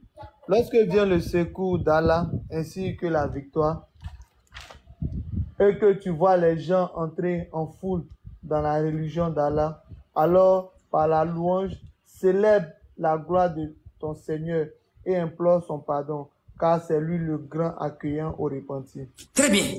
Même s'il pose la question à mon frère Cheikh tout à l'heure, à certains musulmans, ils vont traduire, ils vont expliquer. Comme vous avez compris, si on pose la question à un chrétien, il dit, si Dieu est en train de dire que quand le secours d'Allah vient, il dit au prophète de demander pardon à Dieu. Donc, c'est expliqué, c'est traduit comme ça. Mais ce n'est pas le sens, c'est la traduction. Mais le verset veut dire quoi? Là, on rentre dans Tarjama. Tarjama, il a lu la traduction. Après, il y a Tafsir. Tafsir, je vais expliquer maintenant. C'est-à-dire, je vais dire, quand vous voyez comme ça, les gens rentrer beaucoup dans la religion, c'est-à-dire, quand tu prêches et puis les gens rentrent dans la religion, faut remercier Dieu. C'est ça, Dieu est en train de parler. Tu peux avoir beaucoup de tafsir comme ça. Mais Tawil, l'interprétation, c'est une seule interprétation de ce verset-là. Le verset-là parle d'une seule chose. Et quand je vais expliquer la seule chose, pourquoi le verset est descendu, vous allez comprendre. Mais quand il dit, tu vois pas, le verset-là parle de la mort du prophète. Le verset-là, ça parle de la mort du prophète. Dieu a annoncé au prophète qu'il va mourir bientôt. Est-ce qu'il y a la mort dedans dans le verset? Est-ce qu'il y a la mort dedans? Relis encore, Calais. Coran là, c'est pas n'importe qui explique le Coran. Relis encore. Ok. Lorsque Surah 110. Ouais, Sourate 110. Oui. Sourate du secours. Au nom d'Allah, le tout miséricordieux, le très miséricordieux. Lorsque vient le secours d'Allah, ainsi que la victoire, et que tu vois des gens entrer en foule dans la religion d'Allah, alors par la louange, célèbre la gloire de ton Seigneur et implore son pardon, car c'est lui le grand accueillant au repenti. Il y a des explications, je me trompe même pas d'expliquer ça ici même. Beaucoup même je laisse. Souvent je laisse et puis je passe dessus. Donc ça parle de la mort du prophète. Qui a vu la mort dedans? Il n'y a pas la mort dedans, il n'y a pas funérailles dedans, il n'y a rien dedans. Mais le verset là, tout le chapitre, ça annonce la mort du prophète. Et le prophète avait compris déjà. Lorsque vient le secours d'Allah, n'est-ce pas, et sa victoire, et que tu vois les gens rentrer. Donc Dieu est en train d'annoncer au prophète, quand tu vas voir les gens rentrer Afwajan, il y aura beaucoup de convertis. Mohamed, ton départ est proche. Et au moment où le prophète a vu ça, les gens commençaient à rentrer beaucoup dans l'islam, le prophète a commencé à accentuer les prières, où il demandait beaucoup. Aïcha dit, quand le verset là, à la fin de la vie du prophète, il répétait beaucoup, subhanallah, Dieu célèbre la gloire d'Allah. Il faisait ça beaucoup dans les prières de nuit, les prières surrogatoires. J'ai demandé, mais pourquoi tu fais ça comme ça? C'est le verset là, il a expliqué. Il dit, Dieu est en train de m'annoncer ma mort comme ça. Mais est-ce qu'il y a la mort dans le verset là? Il n'y a pas la mort dedans. On appelle ça un tahwil. Un tarjama, un tafsir ou un tahwil. Là, c'est l'interprétation. C'est une seule interprétation qui délève la sourate. Mais toi, tu as ouvert comme ça, tu as dit non. Dieu a dit à son prophète Mohammed, quand tu vois les secours de Dieu vient la victoire. Quelle victoire? La victoire, c'est quoi? C'est la guider. Les gens vont rentrer beaucoup dans la religion. Le prophète, comme tu as été cette cause d'appeler les gens vers Dieu, tu vas faire rentrer les gens beaucoup. Quand tu vas voir les gens rentrer beaucoup là, ton départ est proche. Ce verset-là annonce le décès du prophète sallallahu alayhi wa sallam, où il va tirer sa révérence. Donc ici, on a la dernière sourate révélée, et il y a aussi un autre verset, il y a le dernier verset encore qui est descendu dans la sourate Baqara, où Dieu dit au prophète, le verset là est descendu le jour du dernier pèlerinage, ou à la 23e année encore. La dernière sourate est descendue après le dernier verset est descendu dans la sourate Baqara. Les deux qui annoncent la mort du prophète. Et quand le verset est descendu, quand le prophète... Un autre verset encore, on va lire, qui montre encore la fin de la mission du prophète. Donc le verset, la sourate que j'ai lue, ça montre la mort du prophète. Il y a un autre verset encore qui montre la fin de la mission du prophète. Ce verset est descendu au moment même du pèlerinage, le dernier pèlerinage, où le prophète a fini de donner en fait un discours solennel. Et allez le verset. Surat 3, je cherche le verset rapidement, Surat 3. Al-yawma akmaltu lakum dinakum wa atmamtu alaykum ni'mati wa raditum lakum al-islam dina. On va lire le verset. Aujourd'hui, j'ai parachevé pour vous votre religion. Vous connaissez le verset, non? Et j'ai agréé l'islam comme religion pour vous. Je vais chercher le verset.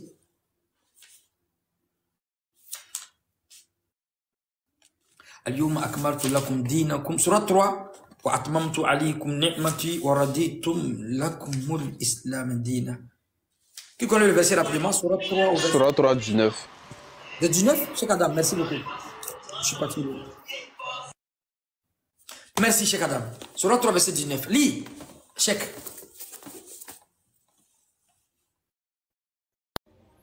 Surat 3, le verset 19. Oui. La religion consiste en la soumission. Ceux qui avaient reçu l'écriture ne divergent qu'après avoir reçu la science et par transgression mutuelle. Celui qui se montre mécréant envers les signes d'Allah, les signes versés d'Allah, eh bien Allah prend dans ses comptes. Ah non, c'est le verset. Adam Zandé, c'est pas ça. Hein. Surat 3, verset 19. Non, ce n'est pas ça. Al-yawma akmaltu lakum dinakum. C'est Surat 5, verset 3. Aujourd'hui, j'ai parachevé pour vous votre religion et accompli sur vous mon bienfait et j'agrée l'islam comme religion pour vous. Surat 5, verset 3. Merci. Surat 5, le verset 3. D'accord. Il vous a interdit de manger la chair d'une bête morte. Non, à la fin, là, à la fin. Va à la fin, là. À la fin. Le verset est long, quoi. C'est juste une phrase dans le verset. Bon, aujourd'hui, j'ai parachevé pour vous votre religion et accompli sur vous mon bienfait. Et j'agrée l'islam comme religion pour vous. Si quelqu'un est contraint par la faim, sans... Non, ça va. Au fait, dans cette partie, quand le prophète a lu le verset, quand le verset est descendu, Bakar, radiallahu anhu, a commencé à pleurer. Et même il y a un juif qui a dit à Omar, au temps du calife de Omar, il dit, Omar, il y a un verset qui est descendu sur vous. Si ce verset-là descendait sur nous les juifs, ça allait être un jour de fête chaque année. Et Omar lui demande quel verset. Le juif connaît. Il dit sur le verset-là. Et le juif a commencé à citer. Al-yawma akmaltu lakum dinakum wa atmamtu alaykum ni'mati wa raditum lakum al-islam dina. Aujourd'hui, j'ai parachevé sur votre religion. J'ai agréé j'ai mis mon bienfait sur votre religion et j'ai agréé l'islam comme religion pour vous. Le juif dit, Omar, il y a un verset dans votre Coran. Si ce verset était descendu sur nous, ça allait être un jour de gloire, de fête. Et quand le prophète a lu le verset, en même temps, Abakar a commencé à pleurer. On dit, Abakar, pourquoi tu pleures? Allahu Akbar. Il dit, si vous avez compris comme j'ai compris, vous allez pleurer. Et ils n'ont pas compris. Le verset là, ils comprennent terre à terre. J'ai agréé, j'ai parachève. Voilà. Mais si on parachève quelque chose, celui qui est la cause même de la mission qui est parachevée, ou parce qu'il va faire quelque chose sur la terre, ça, son départ est proche. Il dit la mission est finie. Lui, il est venu pour la mission. Si Dieu dit j'ai parachevé, ça montre que le prophète va partir bientôt.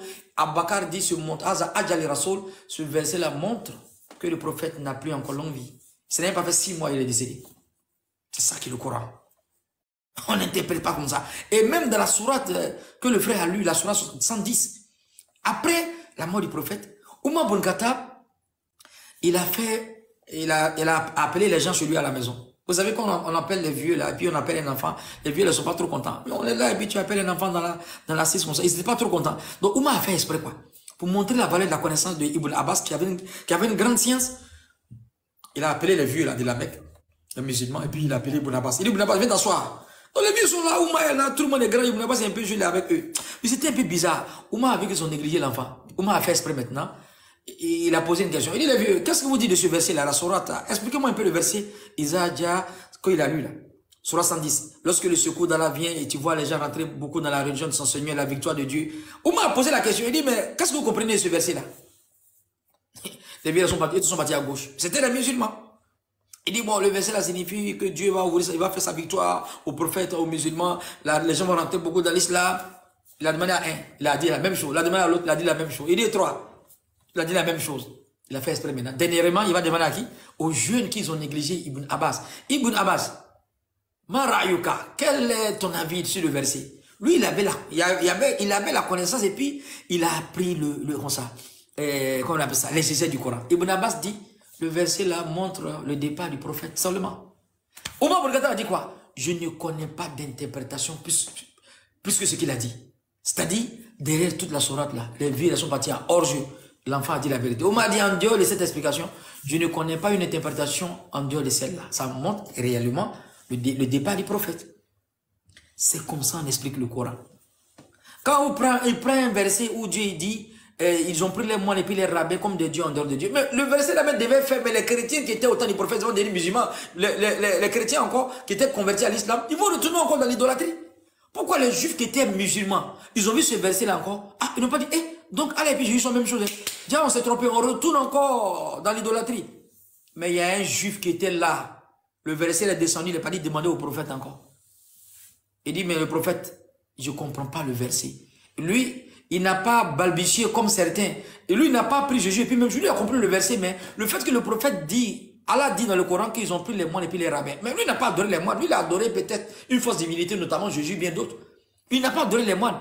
Mais pourquoi Dieu dit les moines dedans? C'est affaire de moines et puis les rabbins, lui, il ne comprenait pas. Il n'a pas dit voir le prophète. Moi, j'étais juif. Je me suis converti. Ce qu'il dit, c'est la vérité. Le Coran est vrai. Le verset là, je ne comprends pas. Parce que le verset là parle de nous. Moi, j'étais avec eux. Mais ce qu'Allah dit là, je ne comprends pas. On ne les a pas pris comme des dieux. Les rabbins puis les moines, non, on ne les a pas adorés. Le prophète dit non, là-bas, là, tu n'as pas compris l'adoration que Dieu est en train de parler. Quand la Torah dit c'est licite et les moines disent c'est illicite, vous prenez quoi? Pour la Torah ou pour les moines? Il dit on prenait pour les moines. Il dit quand la Torah dit c'est illicite ou bien licite, et vous faites le contraire parce que les juifs vous ont dit, les moines et puis les rabbins vous ont dit le contraire. Alors que c'est contraire à ce qui est écrit. Vous prenez pour qui? Il dit Rasoul, ça c'est vrai. J'étais là-bas. On prenait pour les moines et les rabbins, alors que de façon pragmatique, c'était contraire à ce qu'ils disaient. Le prophète dit, c'est ce qu'on appelle l'adoration. Vous les avez adorés. C'est une autre forme d'adoration qui n'a rien à voir avec l'adoration que les gens vouaient à Jésus. Pourquoi n'est pas devenu chrétien? Vous créez un groupe d'ignorants, vous voulez expliquer le Coran? Non! Le Coran, c'est pas comme ça. On ne se l'a pas un bon matin, tu n'as pas lavé ton visage, tu as expliquer le Coran. Non, il faut apprendre. Les soeurs, s'il n'y a pas de questions, je pense que demain on va venir, je suis obligé de... dans 20 minutes, je vais vous quitter, Inch'Allah. Salam alaikum. Il y a une question sur Genèse 35, à partir du verset 1, où Dieu a parlé à Jacob à propos de la pierre noire. Si vous pouvez éclaircir un peu, s'il vous plaît. Oui, bon, il y a certains musulmans qui prennent là-bas pour expliquer la pierre noire. Bon, moi, je n'ai jamais utilisé ça. J'ai jamais utilisé ça. Donc, je ne maîtrise pas, je préfère ne pas parler, quoi. Donc, la récupération. Ah, au verset 35, je pense que tu parles d'une autre chose, hein. N'est-ce pas? Non, Genèse 35. Oui, je pense que tu parles d'une autre chose. convaincu. Hein. Ah oui, c'est le verset là même qui démontre que le nom Dieu est attribué à plusieurs personnes. Merci même. C'est le verset là qui montre. Parce que je pense l'autre là, dans son balbutiement, il a fait un truc avec Diane là, pour faire une réplique à Gédéon qui a dit que l'Éternel dit à l'Éternel, comme l'ange de l'Éternel dit à l'Éternel, l'Éternel, donc c'est Dieu qui parlait, il appelle ça quoi? Il a utilisé quel mot là? Oh, l'auto-exaltation. Mais ça c'est faux! Comment on peut mentir comme ça? Oui, utiliser des mots qui n'ont rien à voir. Il dit le fait que l'Éternel dit à l'Éternel, c'est comme l'ange de l'Éternel, là, c'est Dieu lui-même qui était en train de dire l'Éternel. Donc c'est Dieu qui s'est parlé lui-même comme ça. Il y a une sorcellerie qui dépasse ça. Même sorcellerie ne dépasse pas ça là. Donc il expliquait que c'est Dieu qui est descendu, Dieu se parlait lui-même. L'auto-exaltation, ça c'est faux et archi faux. Donc ce verset là contredit. Le nom de Dieu est attribué même aux anges. Les anges sont appelés Dieu. C'est un nom commun, c'est pas d'attribuer à plus de mots, c'est pas un nom propre. Lis la partie là même, ça me rappelle, lis la partie là. Ok. Genèse 35, verset 1 à 35. Vas-y. 1 à 35.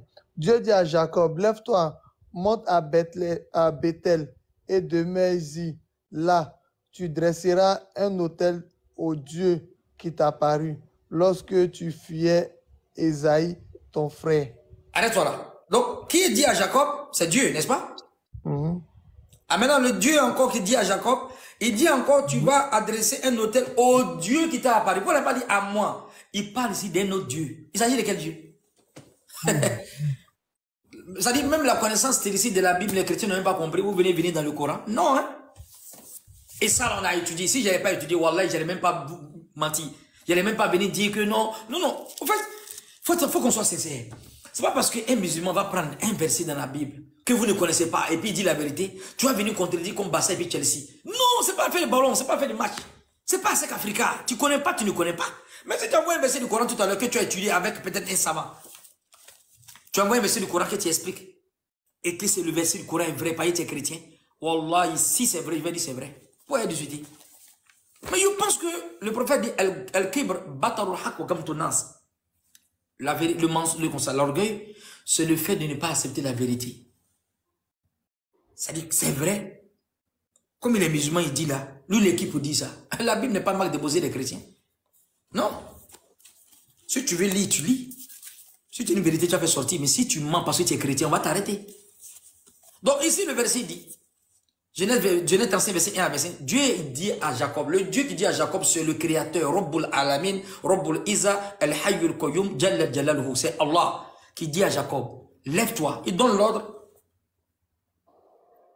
Tu vas adresser en fait une pièce, un autel, devant le Dieu qui t'a apparu. Aïe, mais c'est quel Dieu encore qui est apparu? Vous vous rappelez dans la Bible, dans le Coran, Dieu on ne peut pas le voir. Exode 33, verset 20. Dans la sourate quoi encore? La sourate Araf. Sinon Dieu aurait menti à Moïse. Si Dieu s'est montré ici. Le Dieu qui a apparu à Jacob, c'était qui? C'est un ange de Dieu. Vous ne lisez pas les exégèses. Ici, il y a deux dieux. Le Dieu qui ordonne à Jacob de s'élever, de construire, de dresser un autel au Dieu qui a apparu à Jacob. C'est Dieu encore lui-même. Le nom Dieu attribué à Dieu, attribué même aux anges. C'était un ange que Jacob avait vu. C'est tout. Au verset 2 même, on parle des dieux même. On parle les dieux. Ils ne connaissent pas ça. Ils ne connaissent pas ça. Ils ne connaissent pas ça. Je vais lire le verset 2. C'est la connaissance stylistique, la métaphore intellectuelle, la terminologie prophétique. Ça s'étudie. Au verset 2, Jacob dit à sa maison et à tous ceux qui étaient avec lui, ôtez les dieux étranges qui sont au milieu de vous, purifiez-vous et changez de vêtements. Exactement. Donc, c'est comme si c'est l'ange qui est venu montrer le bon endroit. Donc, tous les fausses idoles, là, on va enlever les fausses idoles. Mais c'est le Dieu là qui est venu leur montrer l'endroit où on doit faire quoi? Où on doit adorer le vrai Dieu qui a dit à Jacob, lève-toi. Donc, c'est une histoire de Dieu. Les gens ne comprennent pas le système. La Bible appelle, on va faire même, si vous voulez, on fait une thématique où il y a plusieurs personnes qui sont appelées Dieu. Dieu, même le diable est appelé Dieu. Donc, vous allez attribuer Dieu là à qui? C'est la connaissance stylistique. La connaissance stylistique, ça a égaré beaucoup. De la manière que la coutume idiomatique juive, de la manière qu'ils expliquent avec une rhétorique comme les Arabes, c'est comme ça le Coran descend, c'est comme ça la Torah descend. Jésus même était fort dans les paraboles. Jésus a fini avec les paraboles. Il était très sage, il faut le reconnaître. Jésus était très sage. Bon, donc, les gens n'ont pas l'exhaustivité du message de Jésus. Tu as vu? Donc c'est un peu bizarre. Donc vous prenez un verset où Dieu dit dans Sourate 9, verset 31, ils sont en train de se mentir là-bas. Ils prennent les moines et puis les rabbins comme on a dit en dehors de Dieu. Alors que le verset dit on leur avait ordonné que d'adorer Allah, de Dieu unique. Ce Dieu unique, c'est Jésus encore. Mais si vous voulez continuer dans la mécréance, continuez dans la mécréance. On ne peut pas venir falsifier la Bible et même le Coran. De grâce. Celui qui veut en fait acheter l'enfer moins cher, il n'a qu'à faire. La vérité est là. Dieu a entendu, Dieu est témoin de ce qu'on a entendu dire. Depuis quand dans la Bible, depuis quand dans le Coran, Dieu dit encore adorer Jésus? Depuis quand? Vous cherchez un verset, c'est le matin. Il faut que je cherche quelque chose, quoi. Non, il faut étudier, mais tu vas tout comprendre. Il ne faut pas piocher comme ça. Pour celui qui dit que qui demandait le mont Sinaï, demain on va lui expliquer. Comme il y avait d'autres questions, on avait commencé sur la spéléologie, la grandeur, la bénédiction qui est liée aux montagnes et la révélation, tout ça. On va expliquer, on va rentrer dans le mont Sinaï, vous allez voir. Et même le projet Nuom et tout ça. Le mont Sinaï n'a jamais été ici, c'est toujours en Arabie Saoudite. Si les Juifs ont traversé la mer Rouge, la mer Rouge se retrouve où tous les enfants, la terre promise que les gens disaient ça même parce que sur la péninsule arabique, c'était pas en Égypte ici. Bon. Est-ce qu'il y a des questions? Je vais partir dans 13 minutes, Inch'Allah. Il n'y a pas de souci, Oustaz Aziz Khan. Les frères et sœurs, est-ce que vous avez des questions à poser? Khadija, Coach Kader, Fadel Fadi. Non, d'accord. Non, c'est ça. Face. Académicien. Et Laël, est-ce que quelqu'un a une question? Une seule, parce que le Oustaz s'en va bientôt. Salam alaikum wa rahmatullahi wa barakatuh. Wa alaikum salam wa rahmatullahi wa barakatuh.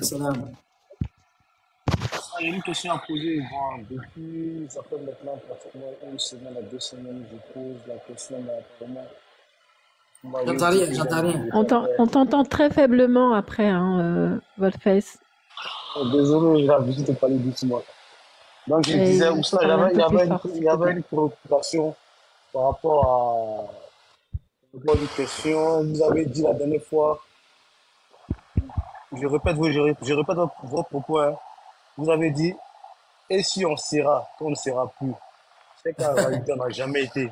Enfin, j'aimerais que vous développez plus là-dessus, parce que moi, j'ai eu à débattre avec un ami qui m'a dit non, que vous philosophez et que voilà, c'est une erreur que vous avez commise. Moi, j'ai dit non, c'est pas le cas parce que, voilà, comme vous l'avez dit, tout ramène vers Dieu. Donc, voilà. Il m'a dit non, c'était bon, je n'ai pas voulu trop discuter. Il dit bon, laisse, comme j'ai son TikTok, je vais poser la question, on va mieux développer. Comme ça, peut-être tu auras le cœur assuré. Donc, c'est pas si oui, c'est ça. Oui, c'est ça. Quand quelqu'un ne comprend pas quelque chose, il dit c'est la philosophie. Les philosophes trouvent obscure la parole des littéraires. Non, les littéraires trouvent obscure la parole des philosophes. Et les philosophes trouvent obscure la parole des ontologues, c'est-à-dire des gens qui ont l'explication de l'unicité de Dieu, notamment Moïse. Pourquoi il ne prend pas ça comme une philosophie quand Dieu dit à Moïse, je suis celui qui suis? Est-ce que c'est normal qu'on dise je suis celui qui suis? C'est juste un enseignement que notre professeur Maître Moïté Mamou nous a enseigné lié à la grandeur de Dieu. C'est tout simplement ça, pour dire que même si les gens ils avaient existé, n'est-ce pas, et qu'ils n'ont pu exister, et les gens qui existent, qui vont plus exister, les gens qui vont exister, qui vont plus exister après leur existence, ça montre qu'en fait, on n'est rien. On est tous des passages. Peut-on avoir été et ne plus être? Peut-on être et ne plus être? Sera-t-on et ne plus être? Est-ce que tu vois? Si on a été, qu'on n'est plus ce qu'on n'est pas. Si on est, qu'on n'est plus ce qu'on n'est pas. Et si on sera, qu'on ne sera plus. Tu comprends ça? C'est-à-dire, si on sera, c'est-à-dire, quand une personne va vivre, nous on est là actuellement, quand nos parents ils vont venir dans 100 ans, nos enfants vont venir dans 100 ans, ils seront là. Mais après 100 ans encore, 200 ans, et ils ne seront pas là encore. C'est pour dire que ceux qui sont passés, ceux qui sont présents, ceux qui vont venir après, eux tous vont partir un jour. C'est juste une manière de dire que les hommes sont destinés à partir. En réalité, ils vont finir. C'est Dieu qui ne finit pas. Peut-on avoir été et ne plus être? Comment on va dire qu'on a existé avant et après on meurt? Peut-on être et ne plus être? Comment on dit actuellement qu'on existe? Hein? Après, puis on meurt. Sera-t-on et ne plus être? Ah, des gens, ils vont dire que, des gens qui seront en fait, ils vont vivre bientôt. Ils vont venir peut-être dans 100 ans. Donc, ils vont venir. Et après, ils vont plus être encore. Ils vont mourir. C'est-à-dire, les gens qui sont passés, ils sont morts. Ceux qui sont présents, ils vont mourir. Ceux qui vont vivre dans le futur, ils vont vivre, mais ils vont mourir après. C'est une manière de parler, au fait. Peut-on avoir été et ne plus être? Peut-on être et ne plus être? En fait, on peut faire ressortir ici le seul être, c'est Allah. Les autres là, ils sont nous sommes comme des poupées, quoi, des marionnettes. Peut-on avoir été et ne plus être? Comment des gens qui ont existé avant et après ils n'ont plus existé, c'est-à-dire ils ont vécu avant et puis ils sont morts. Peut-on être et ne plus être? C'est-à-dire on peut exister, on peut être dans le présent et après on va mourir.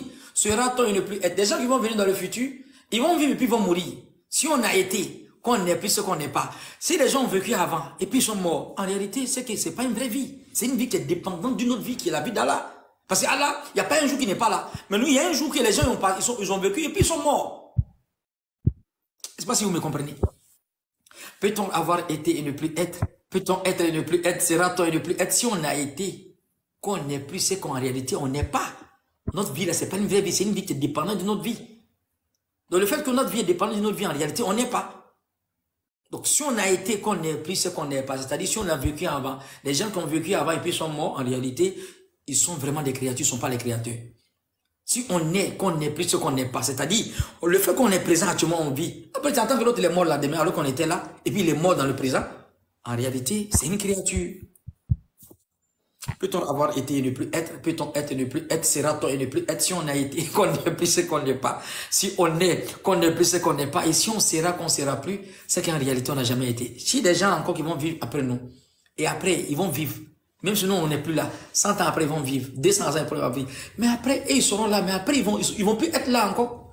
Donc après, je dis, c'est lui, Allah, qui a été. Il n'a jamais cessé d'être. Donc lui, il n'est pas comme les gens du passé, du présent, du futur. C'est lui, Allah, qui a été. Dieu, il a un commencement. Il n'a pas cessé d'être. Il est toujours là. Il ne va pas partir un jour. Il est, il ne cesse pas d'être. Il est toujours présent. Quand on n'était pas vivant, il est toujours présent. Il était dans le passé. Bien qu'il n'a pas commencé, il est dans le présent, on vit. On va partir pour le laisser. Il est là toujours. C'est lui, Allah, qui a été. Contrairement à nous, il n'a jamais cessé d'être. Il est, il ne cesse pas d'être. Il sera, il ne cessera jamais d'être. C'est juste pour expliquer ça. Pour dire que c'est lui qui est l'être qui est dans le passé, dans le futur, le présent, sans qu'il y ait un commencement. Les autres qui ont vécu, ils sont dépendants de quoi? Leur vie est dépendante de la vie du Créateur, c'est tout. C'est juste pour montrer la grandeur de Dieu. En gros, la grandeur infinie de Dieu, c'est ça. C'est tout, c'est juste ça. Il n'y a même pas d'erreur dedans. Et il ne comprend pas, c'est tout. Peut-on avoir été et ne plus être?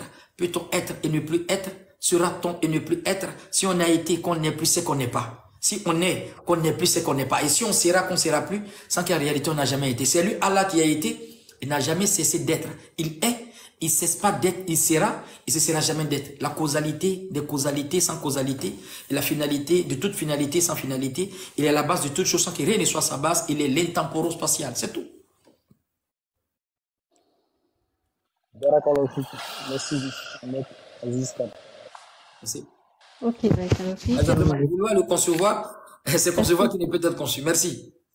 Est-ce que une autre personne a une question? Il reste 6 minutes chrono. Donc, si vous avez des questions, c'est maintenant. Salam alaikum. Wa alaikum salam wa rahmatullahi wa barakatuh. Ça va bien? Oustaz Aziz Khan, bonsoir. De quoi? Ça va, alhamdoulilah, on rend grâce à Dieu. Plaisir de partager. D'accord. Comme vous voulez dormir, je vais abréger. Ouais. J'aimerais que vous me parlez d'un grand homme. Donc, chaque fois, vous avez fait mention plusieurs fois. Ce soir encore, je me suis rappelé que vous avez fait mention de lui. Et qui est... Et chaque fois, vous parlez de lui. J'ai oublié son nom encore. Chaque fois, vous avez mentionné son nom encore ce soir. Maître Mehdi Mahmoud? Inch'Allah, c'est de lui je voulais parler. Merci. Ah qui oui. Est Maître Mehdi Mahmoud? Maître Mehdi Mahmoud, c'est mon professeur. D'accord.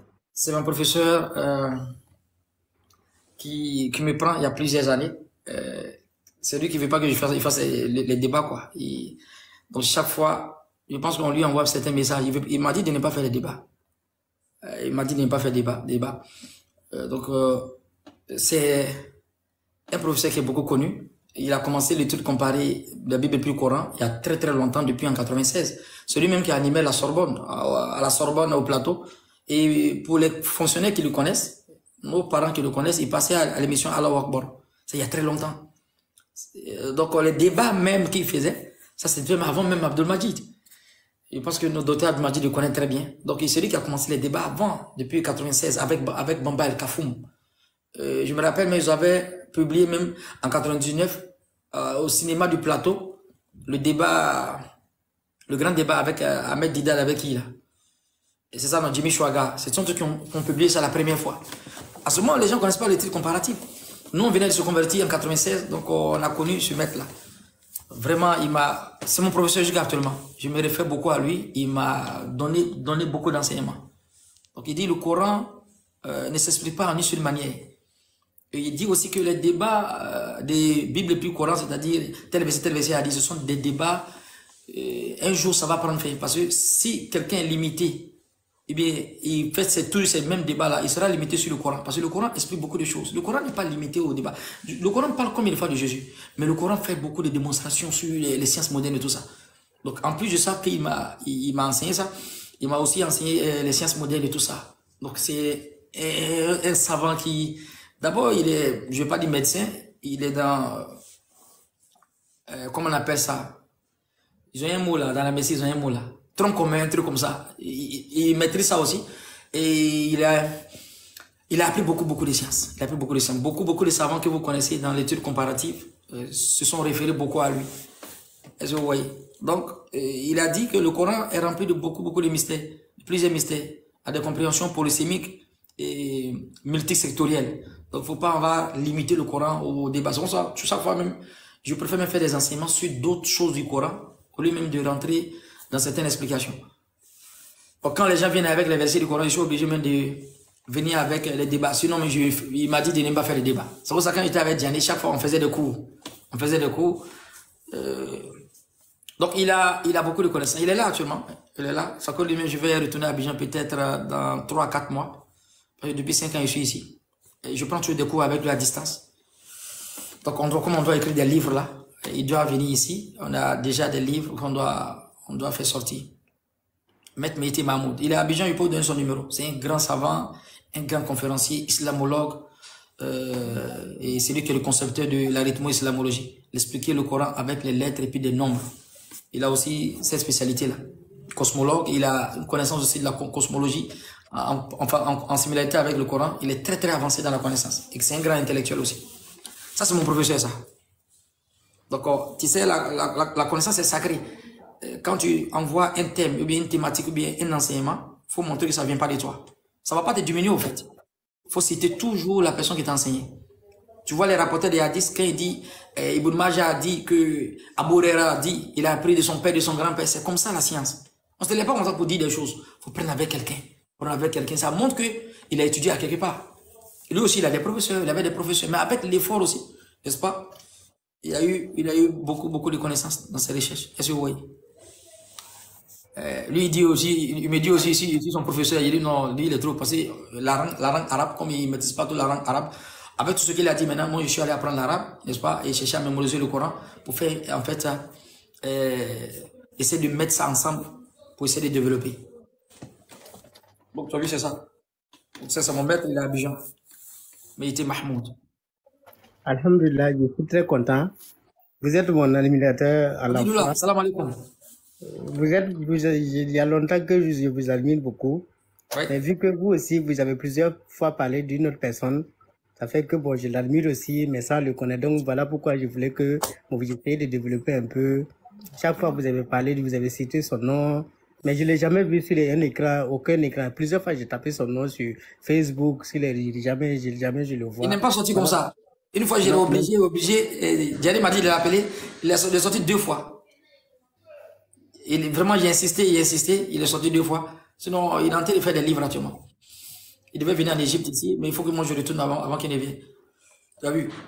Sinon, tu peux voir la similitude avec le chiffre 5. Selon la Bible, la Torah, l'évangile et le Coran. On a fait ça en tête 3 mois, lui, avec Diane. Il est en veste comme ça. Il est trop près.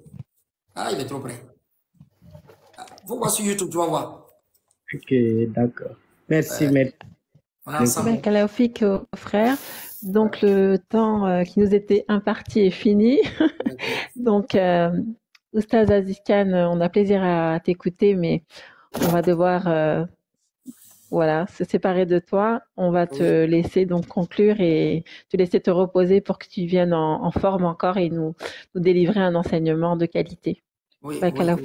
Merci à tous aussi. Oui, l'autre me pose la question, tu apprends en Égypte ici? Oui. Oui, je suis venu apprendre l'arabe. Il me reste, je suis au 9e niveau. Ici, il y a l'arabe intensif ici. Il y a beaucoup de savants ici. Donc, je suis entre les frères de Hazar avec une école privée là, où j'apprends l'arabe et puis les sciences islamiques. On finit pas d'apprendre. On dit, l'oreille va toujours à l'école. Donc, quand je suis arrivé ici, d'autres disent, mais tu es venu chercher quoi ici? Il dit, non, je suis venu apprendre parce que j'ai guetté l'Égypte il y a longtemps. Oui, ici, c'est mon cas. J'ai guetté l'Égypte il y a longtemps. J'étais en Mauritanie. Oui, non, j'étais en Mauritanie, Maroc, Tunisie, mais Mauritanie m'a beaucoup formé dans le Coran. Mais l'Égypte aussi, ils sont prêts, quoi. Donc, ma curiosité m'a fait venir en Égypte, quoi. Et ici, il y a beaucoup de savants ici. Beaucoup de Allah facilite. Amin. Allah facilite. Inch'Allah, on va inviter nos Cheikh Adam ici. Parce qu'il veut qu'il vienne ici. Il faut qu'il vienne. Voilà. Cheikh Adam, on a besoin de toi ici. Voilà. Je vois tout le peuple là. Azeke, tu as compris? Il faut que Adam vienne ici. J'ai parlé ça à Kobina, il faut qu'il vienne. Non, Cheikh Adam doit venir ici en France. Oui. Donc, on va mettre ça dans le projet, Inch'Allah. On va mettre ça dans le projet. Inch'Allah. Je devais aller. Ça serait bien si voilà. J'ai un frère qui s'est marié, il m'a dit de venir être témoin en France là-bas. C'était mon frère Kamardine. Donc peut-être que je dois arriver là-bas aussi, mais bon, affaire à suivre. Attendez, j'ai fait monter un frère là qui va nous faire un peu de merveille, quoi. Ahmad, salam alaikum wa rahmatullahi wa barakatuh. Salam wa rahmatullahi wa barakatuh. On en parle toi et moi, tu sais ça, non? C'est toi qui as provoqué le palabre sinon c'est pas moi, je suis venu à Touba. Voilà, toi, donc, on en parle toi et moi. Tu m'as pas fait signe, rien et puis bon. Le jour, on se voit là, c'est pas là en même temps. Tu es pas là avec moi pour ne rien que moi j'ai raison. On dit quoi, ça va un peu? Oustaz Aziz, ça va bien, j'espère. Oui, c'est ton élève Aziz, c'est pas Oustaz Aziz. Oustaz, ça va bien? C'est un grand cher, c'est un grand savant qui est arrêté là comme ça. Non, c'est un grand élève, tu peux dire ça, qui pioche. Ça, c'est vous les patrons, Oustaz. Ça va bien, non, Cheikh? Ça va très bien, Wallah. C'est élève, Oustaz. C'est pas Cheikh. On est dans la classe de Cheikh Adam actuellement. Donc, on est venu au tableau, quoi. Ah, ok. Non, mais chaque fois, vous êtes grandieux. Masha'Allah. En tout cas, je suis très, très content, Wallah. C'est ça l'islam, hein. On est complémentaires, tu vois. Toi, tu es dans ce domaine-là, lui, il est spécialisé ailleurs. Bon, c'est ça, les connaissances islamiques aussi, tu vois. Il y a plein de connaissances en islam. Wallah, alhamdulillah. Voilà. Tu es à Abidjan, non, Oustaz? Ouais, je suis à Abidjan, oui. Si j'arrive, je vais te faire ziara. T'as dit que tu me plais beaucoup. Allahu Akbar. Je vais venir apprendre avec votre tajwid. Et moi, je vous fais ziara, Inch'Allah. Inch'Allah. Ça va faire ça à Zoro, Inch'Allah. Donc demain, on va terminer sur la spéléologie avec le mont Sinaï. Donc je préfère vous laisser. Et merci beaucoup Khadija, merci Asdeker, merci tout le monde. Merci beaucoup Oustaz.